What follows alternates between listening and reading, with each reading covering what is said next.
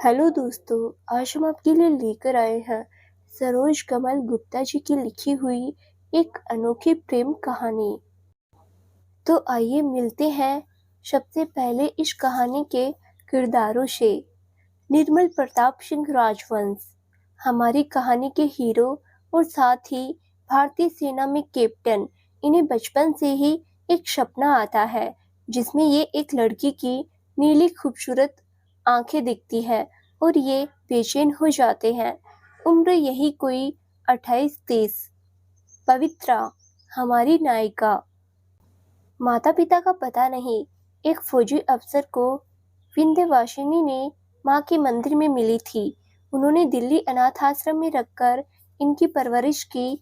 उन्हीं की प्रेरणा से इंडियन आर्मी में डॉक्टर बनकर घायलों जवानों का दर्द कम करे और इनकी जिंदगी को बचाए। इन्हें भी निर्मल की तरह वही सपना आता है। बात करें रंग रूप की तो रंग ऐसा जैसे दूध पर सिंदूर घोल दिया हो। नीली आंखें, ऊंचा माथा, तीखी नाक, पतले गुलाबी होठ और उसके दाएं तरफ थोड़ा सा ऊपर काला तिल। जो एक बार ध्यान से देख ले उसकी नीयत डोल जाए। हल्के ब्राउन कलर के सिल्की कमर तक लहराते बाल। लेकिन इन्हें खुला छोड़ना उसे पसंद नहीं, हमेशा चोटी बनाकर रखती है। उम्र यही 23-24 और सबसे जरूरी बात, माँ विंध्यवासिनी में अटूट आस्था। ये तो माँ के साथ अपना दुख सुख बांटने के साथ साथ उनसे लड़ती भी है। मंदिर के सभी लोग इसे प्यार और मान देते हैं। दिल्ली और विंध्याचल में ही इसकी अब तक का जीवन बीता है। गंगा जी, निर्मल की माँ, शांवरी और माधव, पवित्रा के एकमात्र दोस्त, मेजर शेखावत, ऊपर से बहुत ही सख्त अपने कायदे कानून को लेकर, लेकिन अंदर से उतने ही नरम दिल, सज्जन। इन्होंने शादी नहीं की, देश सेवा को अपना परम धर्म माना, मगर हर जवान की और उसके परिवार की देखभाल वो अपनी नैतिक जिम्मेदारी मानते हैं। निर्मल से इनका खास लगाव है। आगे और नए किरदार जुड़ेंगे, तो चलिए आज की कहानी को शुरू करते हैं। वो प्रयागराज रेलवे स्टेशन पर भागती हुई आई और अपनी ट्रेन को धीरे धीरे पटरियों पर आगे बढ़ते देखकर वो एक बार फिर बड़बड़ाते हुए दौड़ लगा दी। मगर ट्रेन की रफ्तार तेज हो रही थी और पीछे दो लोग एक दूसरे से अनजान कदम से कदम मिलाकर दौड़ रहे थे। लड़की, अरे मेरी लोहगामिनी रुक जा। हे विंध्यवासिनी माँ, हम तुमसे झगड़ा किए उसी का हमें सजा दे रही हो। ये ठीक बात नहीं है मैया, हमारी लोहगामिनी पकड़ा दो, नहीं तो अब की बार आएंगे तो बड़का झगड़ा करेंगे। वो आपके चमचे पुजारी जी भी नहीं बचा पाएंगे। हाय का फूटी किस्मत है हमरी, बच्चे माँ को परेशान करते हैं मगर यहाँ तो हमारी मैया ही परेशान कर रही है। अच्छा चलो छोड़ो, वो सब हम सॉरी बोलते हैं। वो कहा है ना, भारतीय फौज में हम टाइम पर रिपोर्टिंग नहीं किए तो सेवा देने से पहले ही रिटायर हो जाएंगे। मतलब कोर्ट मार्शल पक्का है हमरा, फिर सारी जिंदगी अपना ही इलाज करते फिरेंगे और आपसे लड़ेंगे भी। अरे ओ लोहगामिनी, ये तो सुन ही नहीं रही, तुम ही मान जाओ, थोड़ा धीरे चलो। इतने में एक मजबूत हाथ उसे अपनी कमर पर महसूस होता है, जो उसे हवा में उछालकर अपने कंधे पर डालकर ट्रेन की तरफ लंबी छलांग लगा देता है। 3 छलांग में ही ट्रेन की लास्ट बोगी में उसे लेकर चढ़ जाता है। मगर ये क्या, उस लड़की ने दोनों हाथों से उस लड़के के बाल खींचकर नीचे उतारने के लिए कहती है। उससे पहले ही दोनों नीचे गिर गए। लड़के ने कसकर उसे अपनी बाहों में समेटा हुआ था। लड़की ने उसके बालों को कसकर पकड़ा हुआ था और कसकर अपनी आंखें बंद कर रखी थी। तभी एक कड़क आवाज आई, मिस अब मेरे बाल छोड़ोगी? उसने तुरंत कहते हुए, ऐसे कैसे एक आर्मी वाली को बिना परमिशन किडनैप करने की हिम्मत कैसे हुई? कहते हुए उसने आंखें खोली। उसकी गहरी नीली आंखें सामने वाले की भूरी आंखों से जा उलझी। उन दोनों ने अपना आधा चेहरा स्कार्फ से कवर कर रखा था, सिर्फ आंखें ही नजर आ रही थी। दोनों ही एक दूसरे की आंखों की गहराई में खोए हुए, अपनी परिस्थिति से अनजान। दोनों के मुंह से एक ही वाक्य निकला, मैंने ये आंखें देखी है क्या? हम कभी पहले मिले हैं? दोनों खामोशी से एक दूसरे की आंखों में बस खोए रहे थे। पता नहीं कब तक खोए रहते अगर लड़की का फोन नहीं बजता। उसने हड़बड़ाकर अपना फोन किसी तरह निकाला अपनी पैंट से, क्योंकि उस लड़के ने अभी तक उसे अपनी मजबूत बाहों में जकड़ा हुआ था। उसे जैसे कुछ सुनाई ही नहीं दे रहा था, सिवाय उन दो जोड़ी नीली आंखों के। लड़की ने बड़ी मुश्किल से फोन उठाया और स्पीकर पर डाल दिया, क्योंकि वो नीचे गिरी थी, ऊपर से उसमें जकड़ी हुई थी। आसपास सामान ज्यादा बिखरा था और दूसरे ये महाशय, खैर इनसे बाद में निपटती हूँ सोचकर उसने फोन स्पीकर पर डाल दिया था। पवित्रा, तूने ट्रेन मिस कर दी, एक लड़की की आवाज आई। नहीं तो फिर कहाँ मर रही है? किसी की बाहों में। वाट? तू है कहाँ? तू ठीक तो है ना? बता कहाँ है, मैं आ रही हूँ तुझे लेने। पागल, झल्ली, नालायक, बेवकूफ, और न जाने कितनी गालियां दी उस दूसरी लड़की ने। बस कर यार, मैं ठीक हूँ, अगले स्टेशन पर आ जाऊंगी। फिकर नोट, और अपना ध्यान रखना। बाय। जी हाँ, हमारी नायिका का नाम पवित्रा है। अपने नाम ही की तरह पवित्र चेहरा, ऐसा जिसे देखने से एक शीतलता का आभास हो। एक बार जो देखे तो मन ही ना भरे। गोरा चेहरा, नीली आंखें, काली घनी पलकें, पतली नाक, गुलाबी पतले होठ, जिस पर एक मोहक मुस्कान, और बाईं ओर होठ के ऊपर एक काला सा तिल, जो सामने वाले से कहता हो, मेरे होते हुए तुम्हारी नजर नहीं लगेगी, मैं हमेशा इसके साथ हूँ, पहरेदार की तरह। पवित्रा कशमशाने लगी। उससे हिला भी नहीं जा रहा था, मगर जनाब किसी और ही दुनिया में खोए हुए थे। पवित्रा की शैतानी दिमाग घूम गया। जी हाँ, हमारी पवित्रा शक्ल से जितनी खूबसूरत है, इतनी ही खतरनाक और शैतानी तो तौबा तौबा, ऊपर वाला ही बचाए। ब्यूटी विथ ब्रेन, दोनों का एक साथ कॉम्बो। अब पवित्रा का शैतानी मोड एक्टिव हो चुका था। चलिए देखते हैं बेचारे पर क्या बीतने वाली है। पवित्रा ने कुछ सोचते हुए, शोरी, हमें माफ करना, लेकिन आपने कोई चारा ही नहीं छोड़ा था, क्या किया जा सकता है? कहते हुए उसने अपनी आंखें बंद कर उस लड़के के गाल पर जोर की बाइट, मतलब काट लिया। दांतों का दबाव इतना जोरदार था कि वहां से हल्का खून रिसने लगा और वो हड़बड़ाते हुए उठकर खड़ा हो गया और पीठ फेरकर खड़ा हो गया, बड़बड़ाने लगा, ये लड़की है या ड्रेकुला, जो मौका मिला नहीं कि खून पीने लगती है। Oh really? अगर किसी लड़की को उसकी बिना परमिशन अपनी बाहों में दबोचे पड़े रहोगे तो वो ड्रेकुला ही बनेगी, रंभा या मेनका नहीं। बोलते हुए उसकी नजर सामने खड़े लड़के की यूनिफॉर्म पर गई। वो हैरान परेशान होकर बड़बड़ाने लगी, लग गई लंका, कर दिया कांड। मैया ई का की हमरे साथ, हमको ऐसा परेशान करके आपको का मिल गया? हमरा दिमाग थोड़ा ठंडा नहीं रख सकती थी? अब का करे? अब वहां से देखो ना ही, काहूनो जुगाड़ लगाओ, बता रहे हैं। अब तक दोनों ने ही अपने चेहरे से स्कार्फ हटा दिया था। वो लड़का अपने रुमाल से रिसते हुए खून को साफ कर रहा था। यू इडियट, इतनी जोर से कोई काटता है? तुम सच में ड्रेकुला हो? कहते हुए उसकी तरफ पलटा, मगर चेहरे पर नजर पड़ते ही वो वहीं जम गया और मुंह से सिर्फ ये निकला, ये कैसे हो सकता है? पवित्रा नजरें नीचे किए ही बोली, सॉरी सर, मुझे नहीं पता था आप आर्मी ऑफिसर है। कहते हुए उसने ऊपर उसकी तरफ देखा। देखते ही उसकी आंखें बड़ी हो गई, मुंह खुला का खुला रह गया और उसका गुलाबी चेहरा एकदम सफेद पड़ गया। वो बेहोश होकर गिर गई। उसके गिरने की आवाज से वो अपनी तंद्रा से बाहर आया और उसे गिरा देखकर उसको उठाने के लिए बढ़ा। अपने हाथ बढ़ाए उठाने के लिए, लेकिन वापस खींच लिया। नजर पवित्रा के मासूम चेहरे पर गई। उसे ऐसा लगा एक ठंडी हवा का झोंका उसके अंदर प्रवेश कर गया। उसकी बेचैनी, बेकरारी सब कुछ शांत हो, परम आनंद का अनुभव हो। उसने पवित्रा को अपनी बाहों में उठाकर सीने से लगाते हुए कहा, मेरी दिल की धड़कन आज मेरी बाहों में है।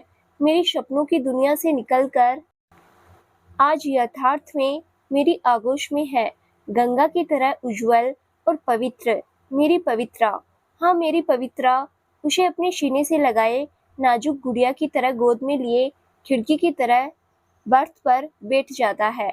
आंखें अपने आप बरसने लगती है। वो अतीत में चला जाता है और ट्रेन अपनी रफ्तार से दौड़ रही थी मंजिल की तरफ। मगर इन दोनों के जीवन में ये सफर क्या मोड़ लेगा, कोई नहीं जानता।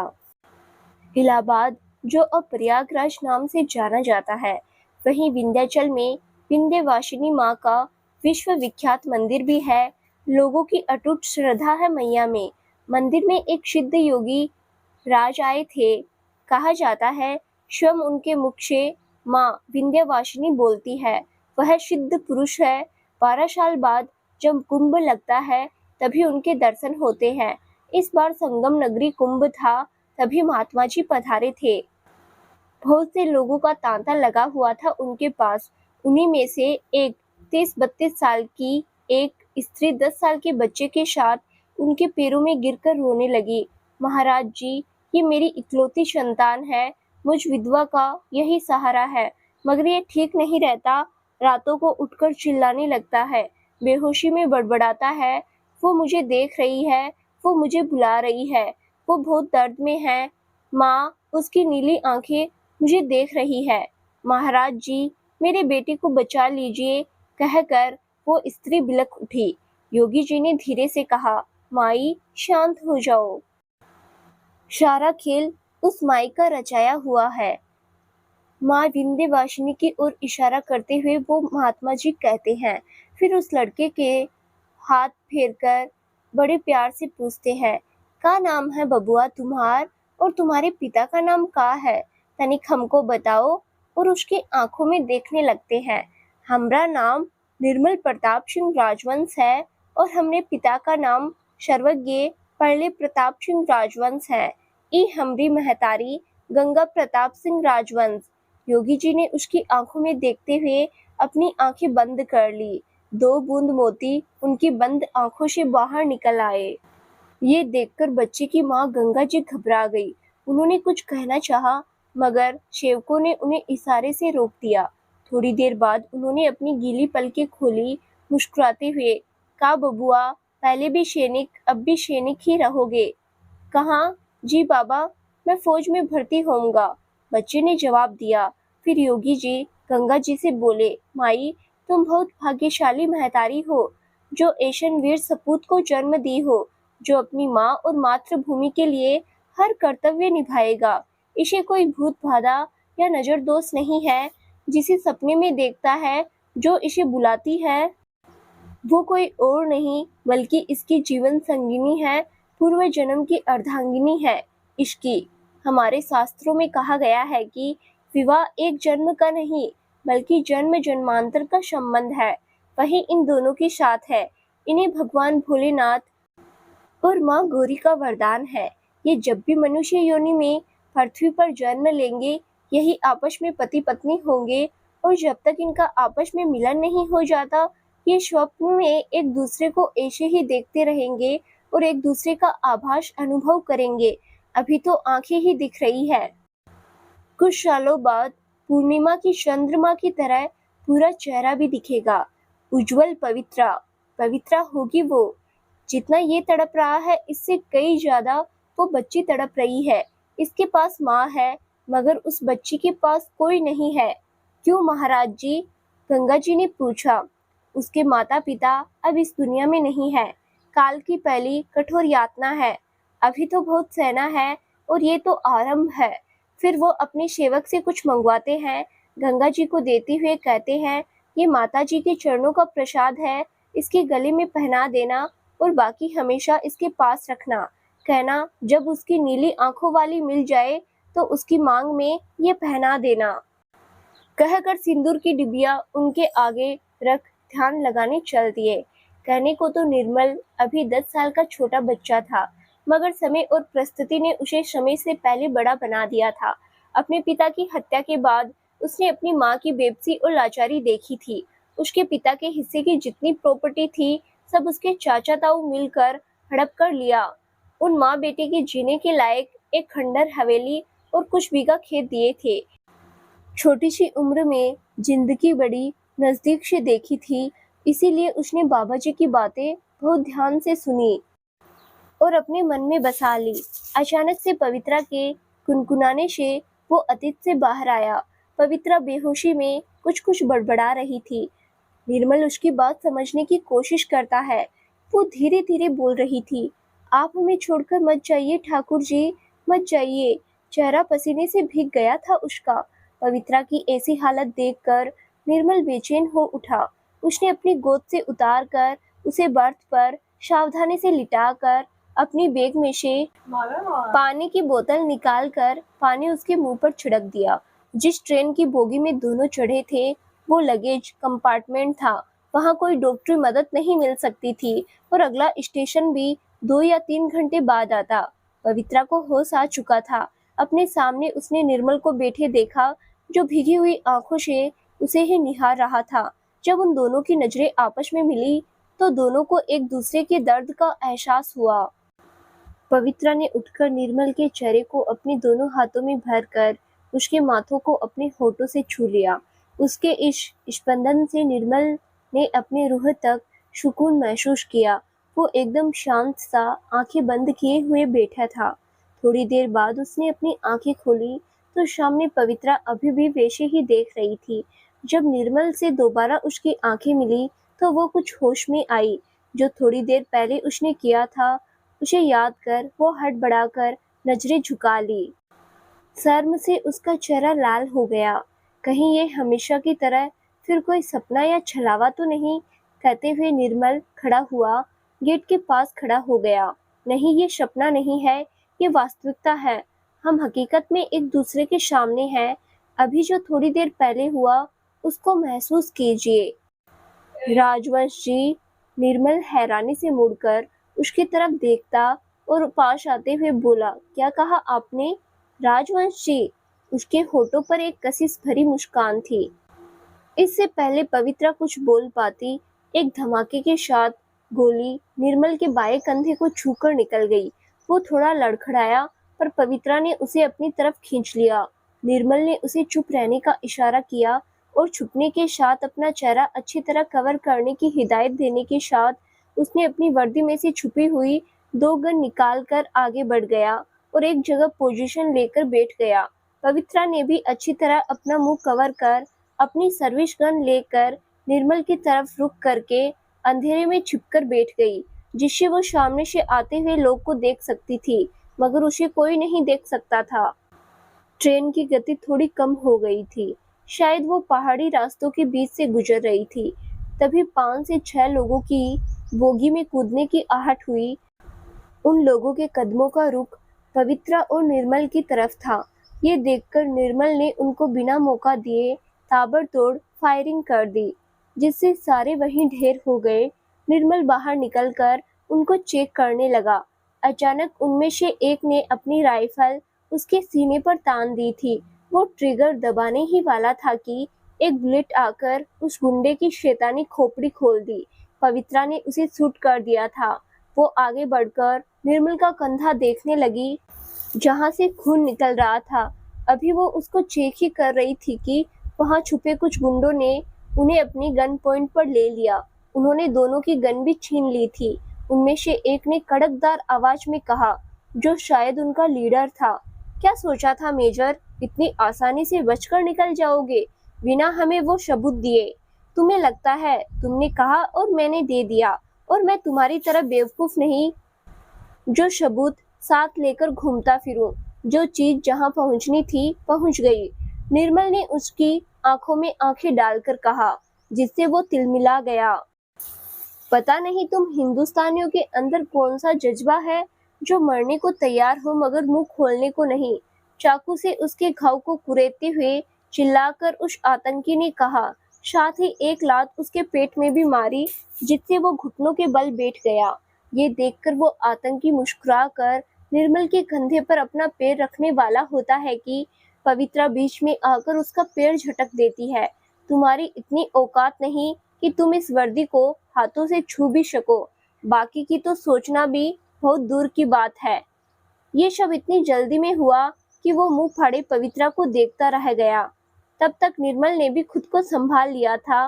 पवित्रा उसके साथ खड़ी थी, उसका हाथ पकड़े। उस आतंकी की नजर पवित्रा पर गई। वो एक भद्दी हंसी के साथ बोला, वाह मेजर, सही चीज तो अब सामने आई है। आज कई दिनों के बाद शिकार और शबाब दोनों का एक साथ मजा आएगा। बोलते हुए वो पवित्रा की तरफ बढ़ने लगा। वो कांप गई, मगर निर्मल की आंखों में खून उतर आया। दहाड़ते हुए बोला, मेरी बीवी के बारे में सोचना भी मत।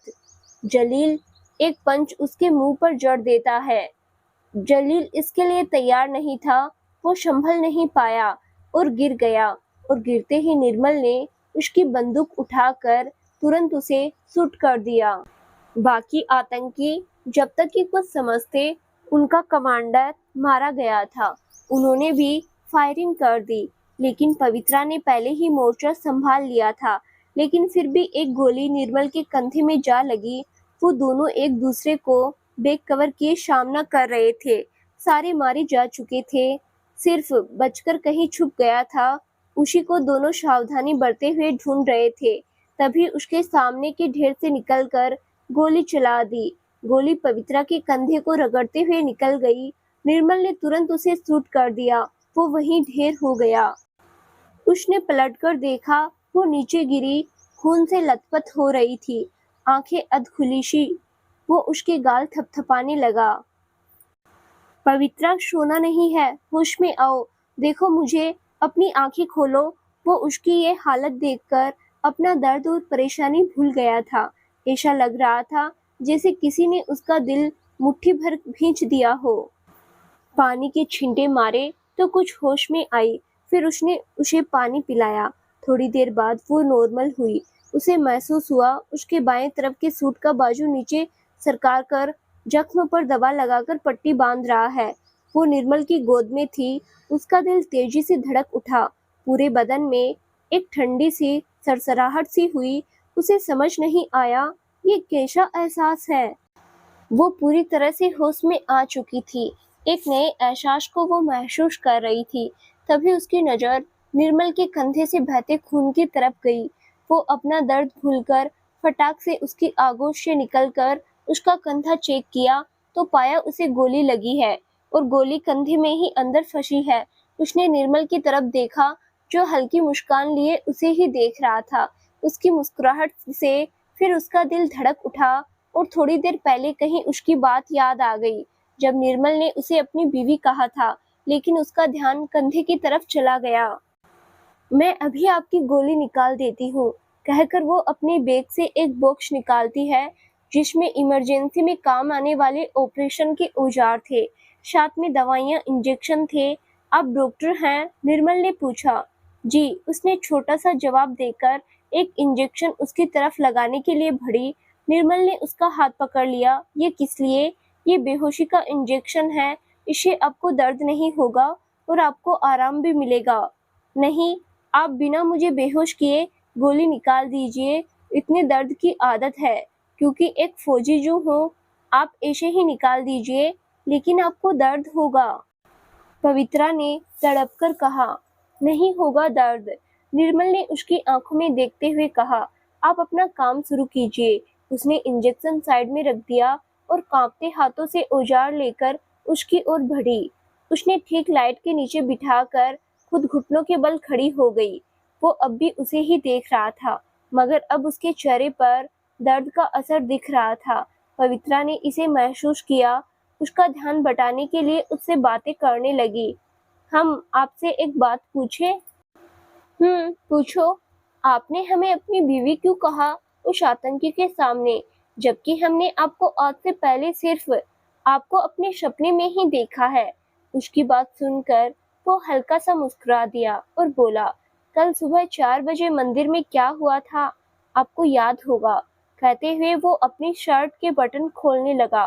पवित्रा को कुछ याद आते ही लगा जैसे वो किसी अंधेरी खाई में गिर रही हो, और कब उसकी आंखें बरसने लगी पता ही नहीं चला। निर्मल की हल्की आह पर उसका ध्यान गया, जो शर्ट उतारने की कोशिश कर रहा था, मगर जख्म वाला बाजू नहीं निकाल पा रहा था। लाइए हम कर देते हैं। उसकी शर्ट निकाल देती है और गोली निकालने लगती है। जैसे ही वो कुरेदती है गोली निकालने के लिए, निर्मल अपना एक हाथ उसकी कमर पर मजबूती से लपेट लेता है। दर्द उसके चेहरे से साफ झलक रहा था, मगर उसकी आंखें पवित्रा के मासूम चेहरे पर जम सी गई थी। जैसे ही गोली निकली, उसके मुंह से मां निकला और आंखें बंद कर अपना सर उसके सीने पर रख दिया और दोनों हाथों को उसकी कमर पर मजबूती से लपेट दिया। वो वहीं जम सी गई। एक शिहरन की लहर उसके शरीर में लहरा गई। खुद को संभालते हुए उसने जल्दी से उसकी ड्रेसिंग की, फिर उसके पीठ की और गर्दन से खून साफ करने लगी। लेकिन उसके दिल और दिमाग में बहस चल रही थी। दिल कहता है बरसों का इंतजार का फल सामने है तेरे, सपने हकीकत बन सामने हैं, ले ले इन्हें अपने आगोश में, डूब जा प्रेम के सागर में। दिमाग ने कहा जो सुबह मंदिर में हुआ उसके बाद ये गलत है। दिल फिर हावी हुआ, गलत होता है तो ये तुझसे मिलते क्यों?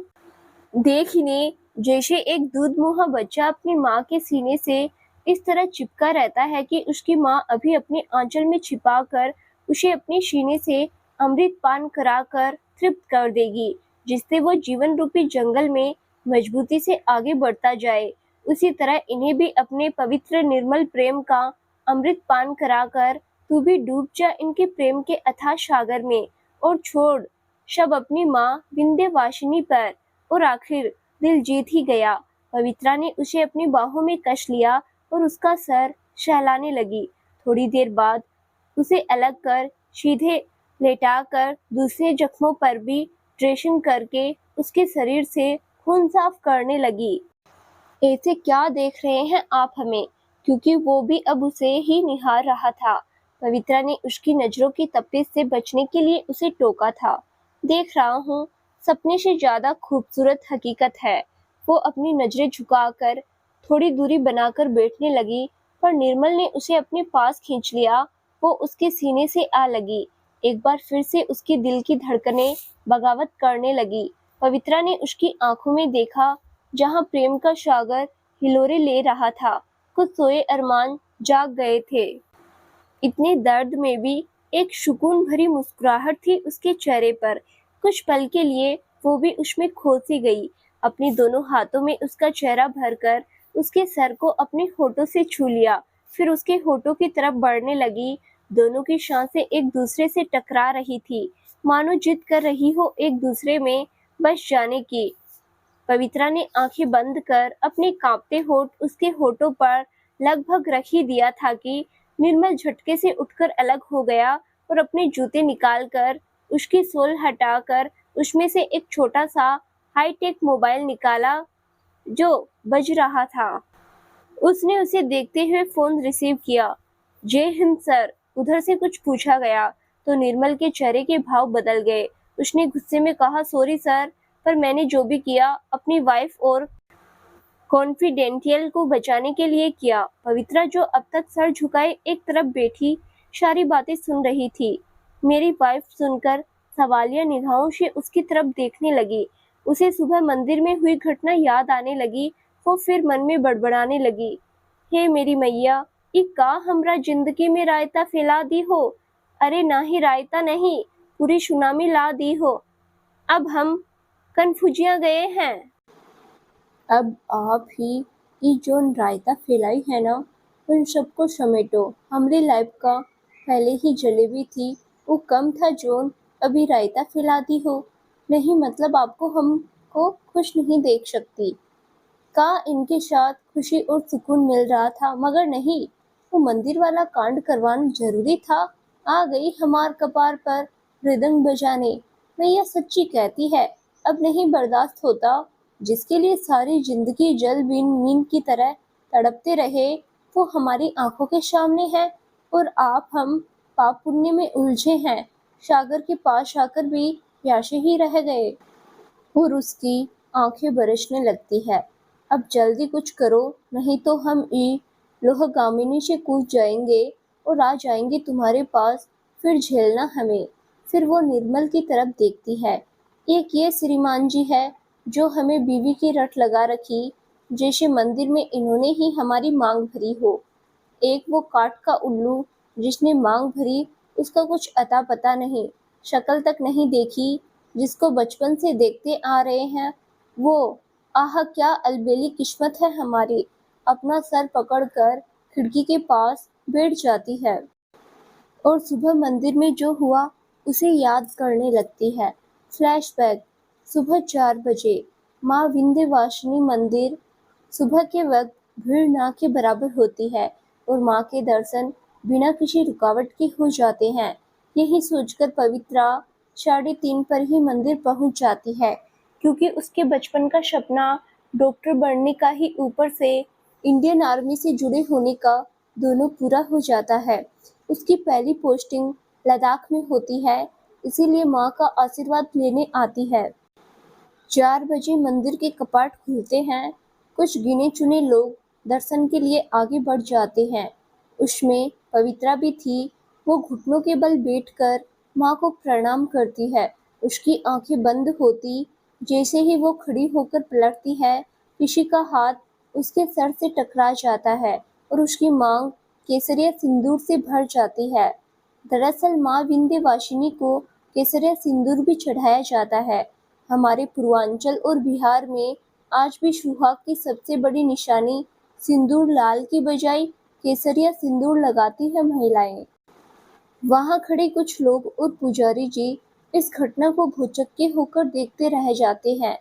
जब तक किसी को कुछ समझ आता, वो शख्स बोला, "सॉरी, गलती से माँ का प्रसाद आपके ऊपर गिरा, आपका सर गंदा हो गया, आप जाकर धो लीजिए।" और वो लपक कर बाहर निकल गया।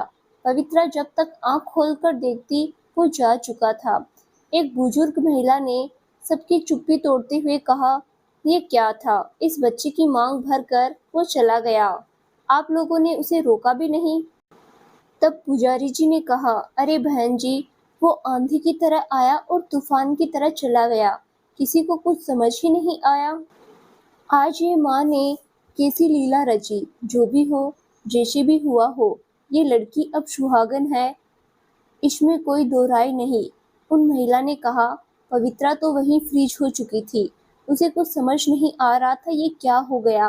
फिर माँ की मूर्ति के सामने जाकर हाथ जोड़ते हुए, "माँ, तुम सब जानती हो, फिर भी ये सब क्या है मैया?"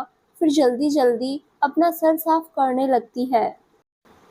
तो वही महिला उसके पास आकर उसका हाथ पकड़कर रोक देती है। "नहीं बेटी, मांग में भरा सिंदूर साफ नहीं करना चाहिए, ये अपशगुन होता है।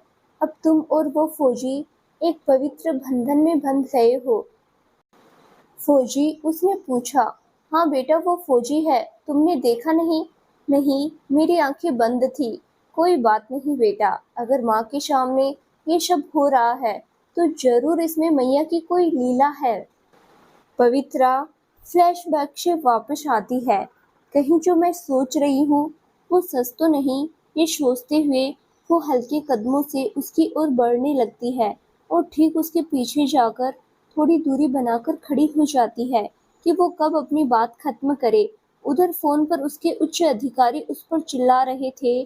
फोन का स्पीकर ऑन होने से कुछ बातें सुनाई दे रही थी। मेजर शेखावत, "वाट, तुम्हारी बीवी?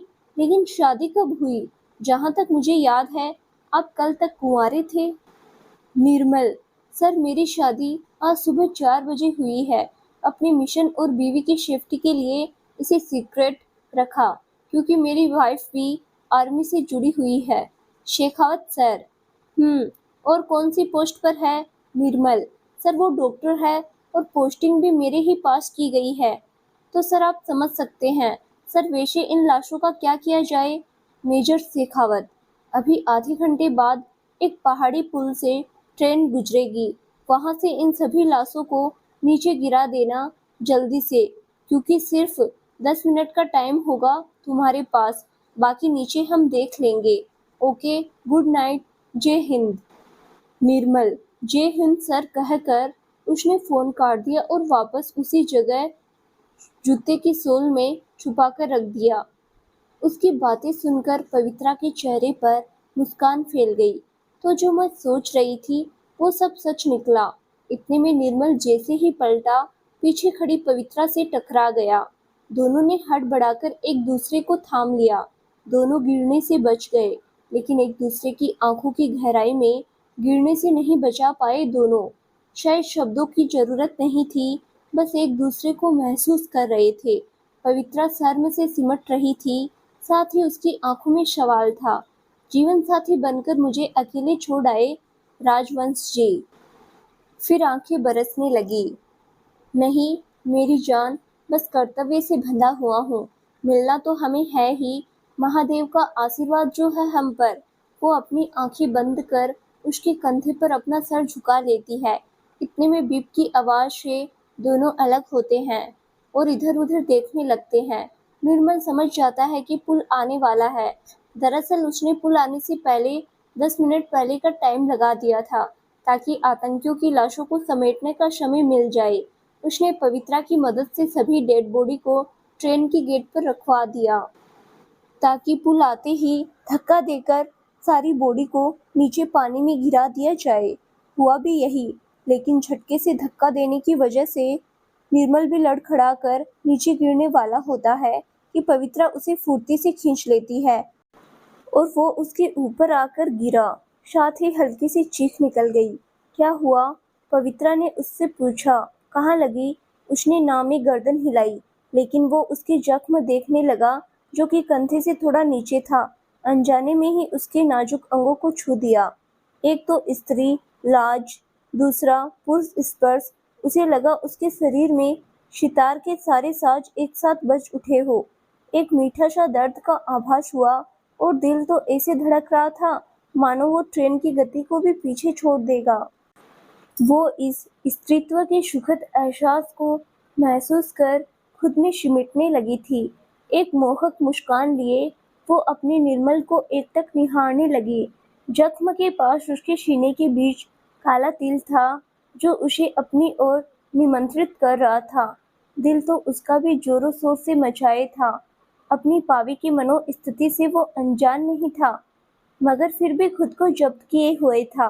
मगर कब तक सामने मीठा कुआं हो तो कोई कब तक प्यासा रहेगा? यही हाल निर्मल का था। उसने उस दिल को अपने प्यासे होठों से छू लिया, मगर ये प्यास तो उम्र भर भी नहीं बुझती। उन दोनों के जिस्म में बिजली सी कौंध गई। दोनों को आभास हुआ। पवित्रा ने अपनी आंखें बंद कर ली। उसके मधु से अधर कांपने लगे। वो उस मासूम से चेहरे की तरफ देख रहा था जो पता ही नहीं कितने सालों से उसके सपनों में बसा था। आज हकीकत में उसकी बाहों में आंखों के सामने है। अपना चेहरा उसकी तरफ बढ़ने लगा था। एक बार फिर चुंबन का सफर दिल से लेकर गर्दन तक होते हुए उसकी होठों की मधुशाला पर आकर रुके। पावी अपनी आंखें खोले। इन आंखों की गहराई में उतरते हुए मुझे तुम्हारे इन लबों की मधुशाला का जाम पीना चाहता हूँ। न जाने कितने जन्मों की प्यास है। आज ये प्यास बुझा दो, न जाने फिर ये मौका मिले न मिले। उसने बड़े ही सर्द लहजे में कहा। पवित्रा ने धीरे से अपनी आंखें खोलकर अपनी हथेलियों में उसका चेहरा भरकर उसकी आंखों में खोने लगी। वो भी धीरे से मधुशाला को पीने लगा। पवित्रा उसकी आंखों का ताप सह पाई और मदहोश हो उसे अपने आलिंगन में लेकर अपने सीने से लगा लिया, जैसे एक छोटा बच्चा डर कर अपनी माँ के आंचल में आकर उसके सीने से चिपक जाता है। ऐसे ही निर्मल भी उससे लिपटा हुआ था। पवित्रा भी उसकी मजबूत बाहों में सीने से लगी स्त्री होने का सुख ले रही थी। निर्मल भी पवित्रा के स्त्रीत्व में डूब चुका था। आज उसे अपने पुरुषत्व का भी भान हुआ था। आज तक वो अपनी माँ के निश्चल प्रेम को पूजता था। आज वही स्त्री रूपी पत्नी के तन मन के समर्पण को आत्मसात किया था। आज दोनों ने एक दूसरे को समर्पित कर इस प्रेम वर्षा में अपनी आत्म भिगा रहे थे। ट्रेन अपनी मंजिल की ओर तेजी से बढ़ रही थी। आने वाले समय से अनजान निर्मल पवित्रा एक दूसरे में खोए हुए थे। 4 साल बाद पवित्रा अपनी केबिन में कुर्सी की पुष्ट से सिर टिकाकर बैठी बीते साल को याद कर रही थी। इतने में एक सांवली सलोनी सी लड़की उसके पास आकर खड़ी हो जाती है, मगर वो अपने ख्यालों में गुम उस पर ध्यान नहीं दे पाती है। जाने कब उसकी आंखों से 2 बूंद गर्म पानी गालों पर फिसल जाता है। वो लड़की उसके पास जाकर उसके सर पर हाथ फेरते हुए, पावी, आज फिर तू पुरानी बातों को याद कर रही है। क्यों तू खुद को इतना तकलीफ दे रही है? जबकि सबको पता है वो अब उसकी बात अधूरी रह जाती है। पवित्रा उसके मुंह पर हाथ रखकर बोलती है, नहीं शावी, वो है। उन्होंने कहा था मेरे सीने में दिल की धड़कन बनकर रहेंगे। ये दिल धड़क रहा है, इसका मतलब वो है। जिस पल ये धड़कना बंद कर देगा ना, उस दिन समझना। इस बार सावी ने उसका मुंह बंद कर दिया। नहीं पावी, मेरे जीते जी ये दिन माँ कभी ना दिखाए। फिर वो दोनों गले लगकर फबक पड़ती है। पावी, अगर तूने दोबारा ऐसा कुछ कहा ना तो तेरे सारे दांत तोड़कर त्रिवेणी जी जाकर जल समाधि ले लेंगे, समझी? चल अब जल्दी से ये दुखी राम वाले मोड़ से बाहर आ और एक मस्ती वाली इस्माइल दे, जिसे देखकर तेरे पेशेंट बिना मेडिसिन के ही ठीक हो जाए। शावी, तू हमें इतना प्यार करती है। उसे कसकर पकड़ते हुए पवित्रा भारी आवाज में कहती है, अब का तुमको हनुमान जी की तरह अपना सीना चीर के दिखाए। चलो तुम्हारे लिए ये भी सही कर देते हैं। शावी ने कहा, बस मेरी ड्रामा क्वीन बश, क्यों किसी को शादी से पहले ही रंधवा बना देना चाहती हो? अब चलो एक चक्कर पेशेंट को देखकर घर चले, पता है ना घर पर भी। अब चलो भी। पवित्रा उसे धकेलती हुई बाहर ले गई। शावरी ने उसे गले लगाकर बाहर चल दी। हाँ मेरी जान, चल जल्दी। दोनों फिर अपने काम में बिजी हो गई। 1 घंटे के बाद दोनों की ड्यूटी का टाइम खत्म हो गया था। वो अपने क्वार्टर की तरफ चल दी। आज माधव नहीं दिखा। आज उसकी ड्यूटी नहीं थी क्या? पवित्रा ने शावरी से पूछा। पता नहीं, उसने छोटा सा जवाब दिया। तुम दोनों में सब ठीक तो है? हाँ मेरी बत्तो रानी, सब ठीक है। तू डॉक्टर है वही रह, जासूस करमचंद मत बन, समझी? वो उसके कंधे पर हाथ रखती हुई बोली।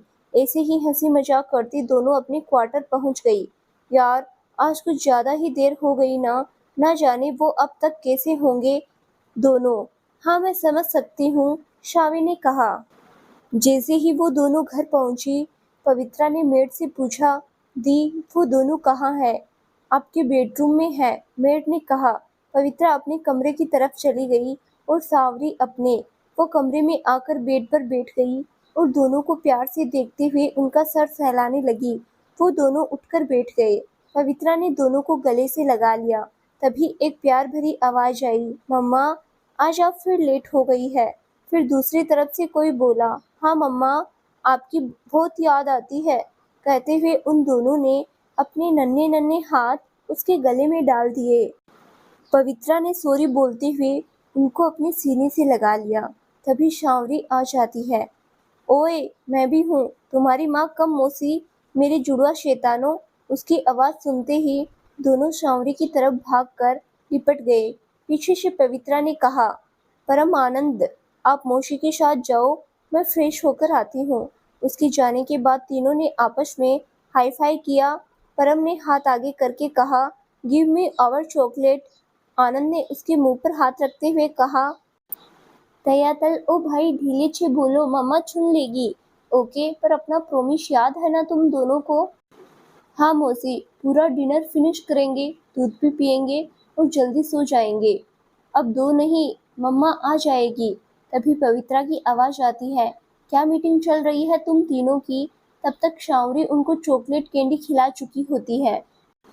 सब खाना खाकर अपने कमरे में सोने चले जाते हैं। पवित्रा अपने दोनों बच्चों का हाथ पकड़कर वॉशरूम ले जाती है।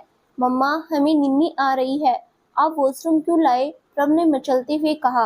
आप दोनों को ब्रश करवाने, चॉकलेट खाई है ना आप दोनों ने, फिर ब्रश तो करना पड़ेगा ना। पर मम्मा, आपको कैसे पता? मम्मा को सब पता है कि आप दोनों शैतानों की खाला रोज आपको चॉकलेट देती है। ओके चलो जल्दी करो, फिर नीनी करेंगे। पवित्रा अपने 3 साल के दोनों जुड़वा बच्चों को सुलाकर उन्हें प्यार से सहलाते हुए ब्लैंकेट उड़ा देती है। फिर अपनी यादों में गुम हो जाती है। पवित्रा शर्म से अपनी आंखें नहीं खोल पा रही थी। वो निर्मल की बाहों में अमर बेल की तरह खामोश उससे लिपटी हुई थी। उसकी धड़कनों का शोर उसे संगीत की तरह लग रहा था। उसके चेहरे को उसकी जुल्फी घटाओं की तरह घेर रखा था। निर्मल ने उसके बालों को हटाते हुए कहा, पावी। पवित्रा धीरे से इतना ही बोल पाई। कुछ बोलो ना अपनी, ये मत भरी आंखें खोलो, मुझे तुम्हारी इन नीली झील में डूबना है। कुछ देर में सुबह हो जाएगी और मुझे न चाहते हुए भी तुमसे दूर जाना पड़ेगा। पता नहीं कब तक के लिए फिर दोबारा ये मौका मिले न मिले। पवित्रा उसके मुंह पर अपना हाथ रख देती है और धीरे से अपनी आंखें खोलते हुए गुनगुनाती है। अखियों के झरोखे से तुझे देखा जो सांवरे, बड़ी दूर नजर आए, बड़ी दूर नजर आए। निर्मल उसे अपने सीने से लगा लेता है। एक मन था मेरे पास वो अब खोने लगा है, पाकर तुझे हाय मुझे कुछ होने लगा है। पवित्रा अपने दोनों हाथों को निर्मल के गले में डालते हुए, एक तेरे भरोसे पर सब बैठी हूँ, भूलकर यही उम्र गुजर जाए, तेरे साथ गुजर जाए अखियों के झरोखे से। निर्मल पवित्रा का चेहरा अपने दोनों हाथों में थाम लेता है। जीती हूँ देखकर, मरती हूँ तुम्हीं पर, तुम हो जहाँ साजन, वही दुनिया है वहीं पर। दिन रात दुआ मांगे मेरा मन तेरे वास्ते, दिन रात दुआ मांगे मेरा मन तेरे वास्ते, कहीं अपनी उम्मीदों का फूल न मुरझाए अखियों के झरोखे से। पवित्रा उसके दिल वाली जगह पर अपना सर रखते हुए, मैं जब से तेरे प्यार के रंगों में रंगी हूँ, जागते हुए सोई रही, नींदों में जगी हूँ। मेरे प्यार भरे सपने कहीं कोई न छीन ले, मन सोच के घबराए, यही सोच के घबराए। निर्मल नाव में अपनी गर्दन हिलाते हुए उसे अपने से खींच लेता है। दोनों की आंखें नम हो जाती है। अखियों के झरोखे से तुझे जो सांवरे, बड़ी दूर नजर आए, तुम दूर नजर आए। बंद करके झरोकों को जरा बैठी हूँ, सोचने से मन में तुम ही मुस्कुराए। अगले दिन संडे था। जब 8 बजे तक आराम से पसर कर सोए थे, शिवाय पवित्रा के, वो किचन में सबके लिए नाश्ता तैयार कर रही थी।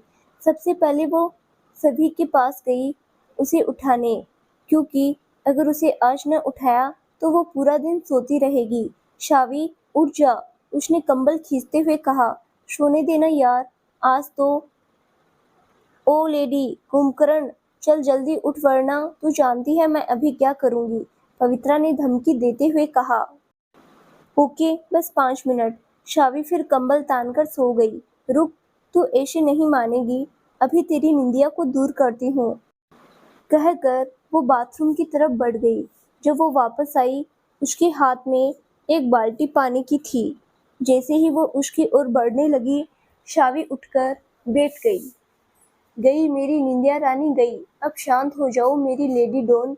पवित्रा ने उसे घुरकर देखा। हम नाश्ता लगाते हैं, तब तक आप अपने उन दोनों को अपने साथ लेकर आ जाओ। वो बाहर आती है, तब तक उनकी मेड वंदना जी डाइनिंग टेबल पर नाश्ता लगा चुकी थी। वंदना जी की एज 30 साल। इनके पति सेना में हवलदार थे, जो शहीद हो गए हैं। 2 बच्चे, बेटा वीरांग, लेकिन वीर बुलाते हैं, उम्र 7 साल। दूसरी बेटी सृष्टि, 5 साल, प्यार से श्री बुलाते हैं। इनके रिश्तेदारों ने अपनाने से मना कर दिया था, क्योंकि इन्होंने और वीर सिंह, जो इनके पति थे, प्रेम विवाह किया था। इसीलिए दोनों परिवारों से संबंध खत्म कर दिया था। इन्हें आसरा और सहारा दोनों चाहिए था। शेखावत सर की मदद से ये पवित्रा से जुड़ गई। दोनों को ही एक दूसरे की जरूरत थी।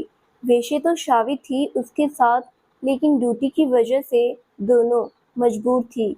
लेकिन वंदना जी के आने से तीनों की प्रॉब्लम सॉल्व हो गई थी। पवित्रा और सांवरी उन्हें अपनी बड़ी बहन जितना सम्मान और प्यार देती थी, और वो भी तीनों के बीच कोई राजदारी नहीं थी। यही इनका प्लस पॉइंट था। अरे दी, आपने क्यों तकलीफ की, आज के दिन आप आराम करती, मैं और सावी देख लेंगे, पवित्रा ने उनको देखकर कहा। वंदना जी, आराम तो तुम दोनों को भी चाहिए। पूरा हफ्ता हॉस्पिटल और मरीज, फिर घर और 2 बच्चों की जिम्मेदारी, तुम्हें तो ज्यादा आराम की जरूरत है। लेकिन ये चारों बच्चे कहाँ होंगे? कहाँ? वहीं जहाँ इनकी मासी होगी। आफ्टर ऑल वो शैतान की मौसी जो है, कहकर पवित्रा और वंदना दोनों हंसने लगती है। तब तक शावरी बच्चों के साथ आ जाती है। हमें किसने याद किया, वो भी इतनी इज्जत से। चल नौटंकी, नाश्ता कर आओ। बच्चों तुम सभी भी।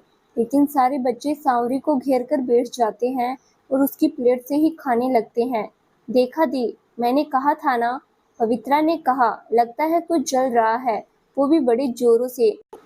बच्चों, तुमको भी आ रही है क्या जलने की बू? शावी ने पवित्रा को कहकर चिढ़ाया। एक कॉफी शॉप में शावी किसी का हाथ पकड़े बैठी थी और वो उसे गुस्से और प्यार के मिले-जुले भाव से देख रहा था। तो तुम्हें मेरे लिए टाइम मिल गया, डॉक्टर सांवरी, उस लड़के ने कहा। अब आ गई हूं ना, तो ये लड़कियों की तरह ताने मारना छोड़ो ना। अच्छा सॉरी। वो उसकी तरफ दोबारा देखने लगी, लेकिन वो कुछ नहीं बोला। माधव प्लीज यार, जब तुम्हें कुछ बात नहीं करनी हो तो बुलाया क्यों? मैं चलती हूँ, रहो अपनी मिश खामोशी के साथ। वो अपना बैग उठाकर जाने लगी। माधव ने उसकी कलाई पकड़कर अपनी तरफ खींच लिया, जिससे वो लड़खड़ा कर उसके सीने से जा लगी। उसकी धड़कनें बढ़ गई। माधव ने उसके नजदीक जाकर सर्द आवाज में कहा, तुम्हारे अलावा अब ये कौन है मेरी मिस खामोशी? शावी उसकी नजदीकी और सर्द आवाज से जम सी गई थी। उसे कुछ सुनाई नहीं दे रहा था। माधव ने उसे कंधे से हिलाया तो उसे होश आया। हाँ, तुम कुछ बोल रहे थे। हाँ, मैं ये पूछ रहा था कि मेरी मिस खामोशी कौन है? शावी उसे मुस्कुराकर देखते हुए, मेरे भोले बालम, तुम डॉक्टर कैसे बन गए? और हंसने लगी। माधव ने उसे हंसते देखकर उसकी कमर में हाथ डालकर अपने से लगा लिया। सांवरी हड़बड़ा गई। अब सीधी तरह बताती हो या?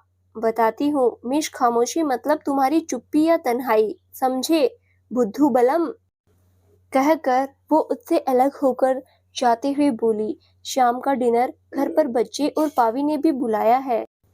रात का डिनर पर सब इकट्ठा होते हैं। बच्चे माधव को छोड़ने का नाम ही नहीं लेते। ये देखकर वंदना जी थोड़ा डांट लगाते हुए सबको डाइनिंग टेबल पर बुलाती है और खाने के लिए कहती है।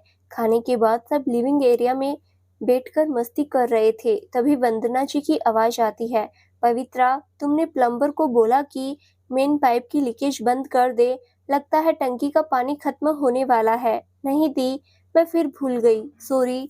माधव, पवित्रा डोंट वरी, मैं देखता हूँ, अगर मेरे वश में हुआ तो तुम्हारा प्लम्बर का खर्चा बच जाएगा। चलो सांवरी। अरे मैं क्यों? क्यों तुम पानी यूज नहीं करती हो?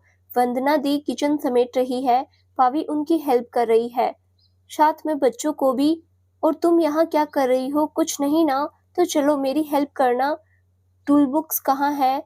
घर के पीछे दोनों पहुंचकर एक दूसरे को देखकर मुस्कुराते हैं। तुम यहीं रुको, मैं अकेले हैंडल कर लूंगा। लेकिन तुम तो अपनी हेल्प के लिए लाए थे ना?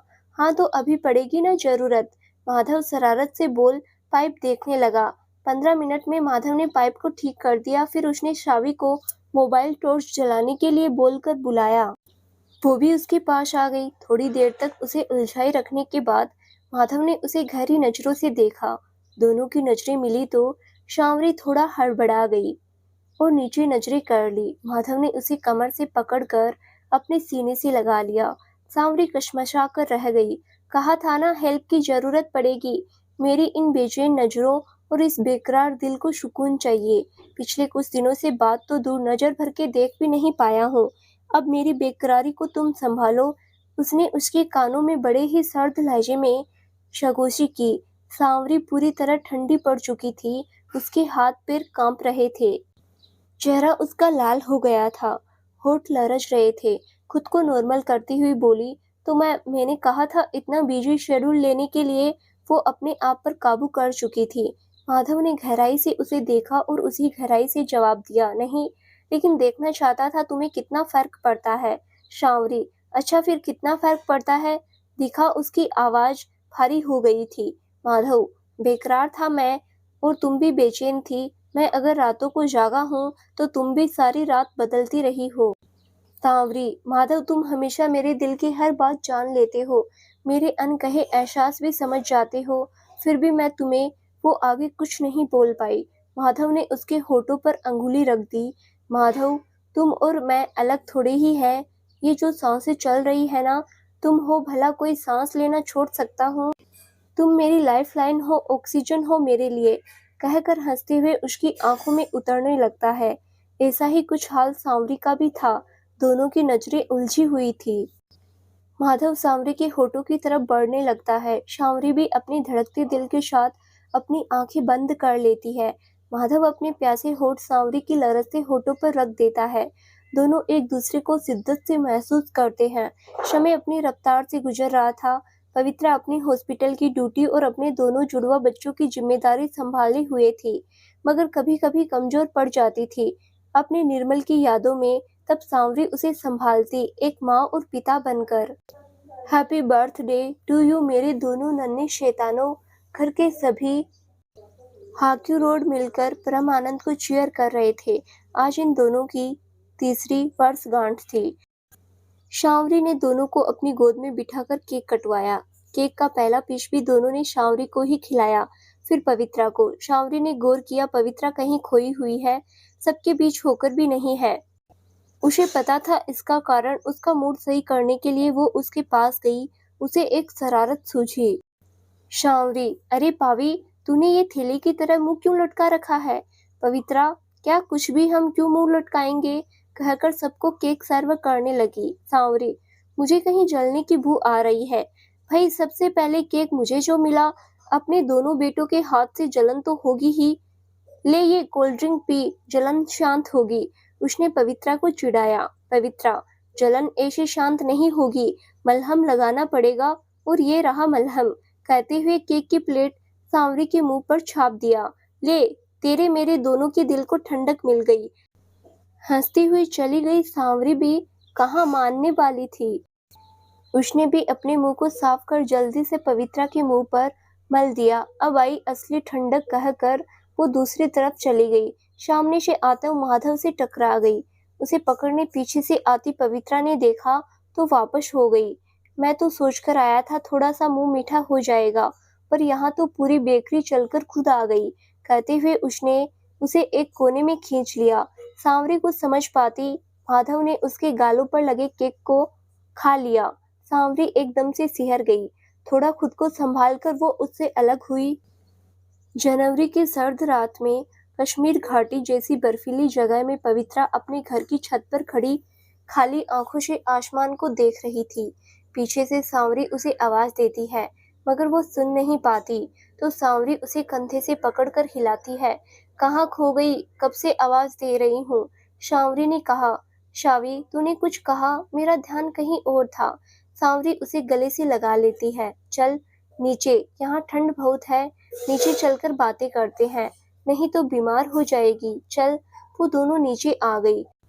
थोड़ी देर में सांवरी एक ट्रे हाथ में लिए आई, जिसमें 2 कप चाय और एक छोटा सा केक था। पावी, बच्चों का जन्मदिन मना लिया तो अब मेरी बेटी की एनिवर्सरी भी मना लेते हैं। शावी, तू तो सब जानती है ना? हाँ, जानती हूँ। आज तेरे लिए कितना बड़ा दिन है। आज जीजू, दोनों बच्चे और आज ही के दिन तेरी शादी हुई थी। अरे, तेरे लिए तो ट्रिपल खुशी बनती है। चल आजा जल्दी। शावी, कहकर पवित्रा ने उसके गले लग गई और बिलख कर रोने लगी। शावरी की भी आंखें नम हो गई। उसके सर पर हाथ फेरती रही। वो जानती थी कि आज के दिन पवित्रा पर क्या गुजरती है। आज ही के दिन जहाँ वो सुहागन बनी थी, फिर आज ही के दिन उसे मातृत्व सुख मिला था, वहीं आज ही के दिन निर्मल के लापता होने की खबर मिली थी। सांवरी 4 साल पीछे चली जाती है। तो दोस्तों, पवित्रा और निर्मल की जिंदगी में उस ट्रेन की पहली मुलाकात के बाद आगे ऐसा क्या हुआ कि शादी और बच्चे होने के बाद निर्मल लापता हो गया था। क्या निर्मल कभी मिल पाएगा? क्या पवित्रा और निर्मल कभी फिर से एक हो पाएंगे? क्या पवित्रा की इस सुनी जिंदगी में फिर से खुशियां आ पाएगी? जानने के लिए इस कहानी का अगला भाग जरूर देखें, जो बहुत जल्द ही इस चैनल पर प्रसारित किया जाएगा। धन्यवाद।